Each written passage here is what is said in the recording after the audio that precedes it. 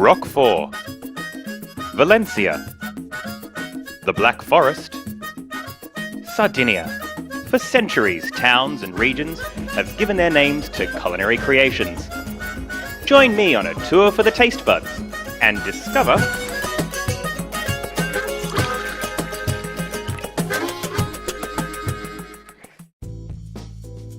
gorgeous Germany.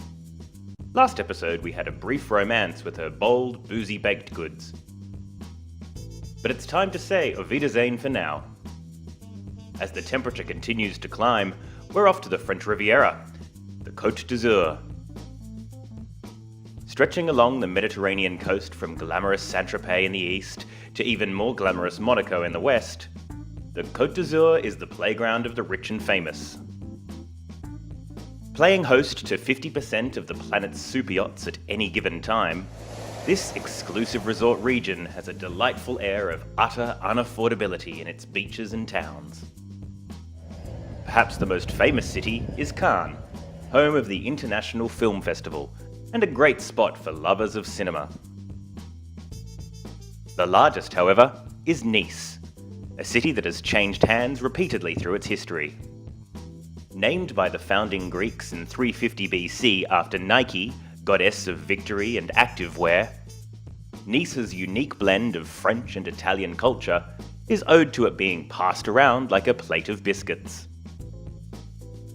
Most recently, in 1860 the city was gifted to France by Italy, as a reward for helping fight the Austrians.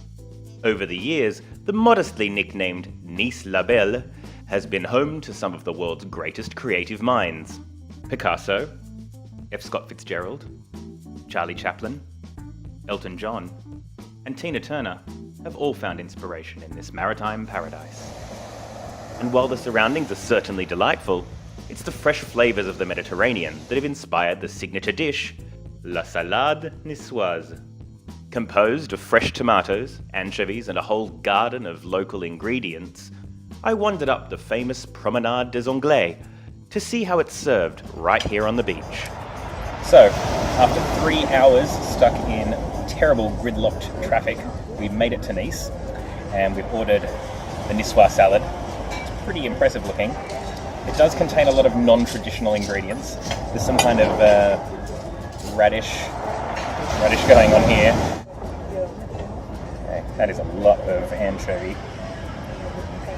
There we go.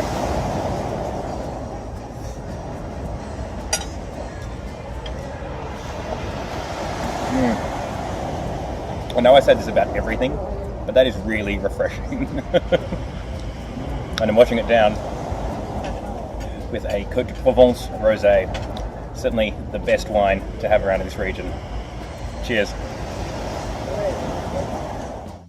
There are countless variations on the theme, but a former mayor, Jacques Médecin, laid down some pretty solid rules in 1972. This staunch salad purist banned lettuce, vinegar, or boiled vegetables of any kind, and insisted it be served in a wooden bowl rubbed with garlic. Existing to this day, an official organisation enforces Médecin's standards upon the restaurants of Nice. I kept a safe distance from them in the hills while attempting to create something vaguely authentic.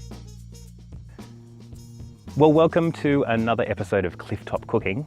We're here on the cliffs above Nice, and this is where we stayed overnight in the van, and you can see Nice just starting to peek through the clouds over there. Hopefully she'll reveal a little more of herself while we're making her classic dish.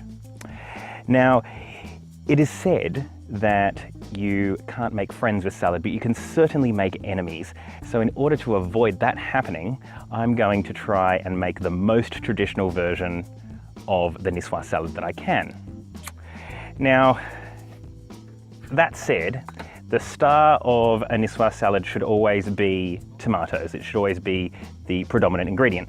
So I've got some tomatoes, and they're heirloom tomatoes, and there are quite a few different colors in there. So it's not entirely traditionally colored, but you know, I love rainbows, what can I say? So starting with some of these heirloom tomatoes, which I salted. Okay, the next ingredient will be diced cucumber. Then some fresh peppers. Now these are meant to be green, but again, I do like a rainbow, so I'm trying to create as much color as I can on the plate. Another important ingredient, boiled eggs. Next up, some artichoke hearts.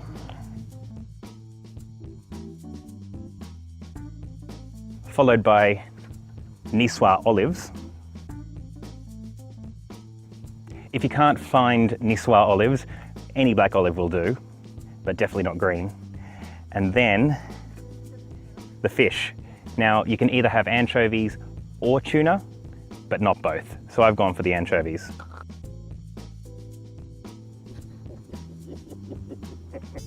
What the I'm not quite sure what's happening here.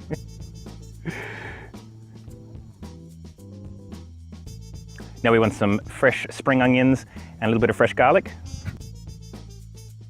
The traditional recipe calls for some fresh herbs, and there's nothing more fresh or more local than a bit of freshly foraged thyme that Clayton picked up for me this morning.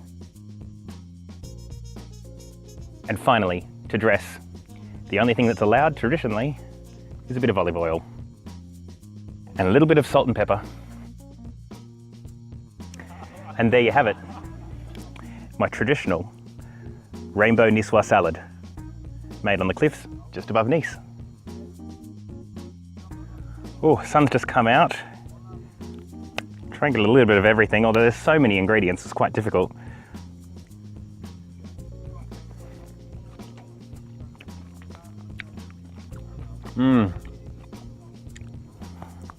That is the true flavour of the Mediterranean. So thanks again for watching. And next week, we'll be heading to Sardinia and taking this old thing on a couple of ferries to get there. Hopefully it survives. In the meantime, please press subscribe and make sure you follow us on Instagram. And until then, remember there's nothing quite as satisfying as eating local food.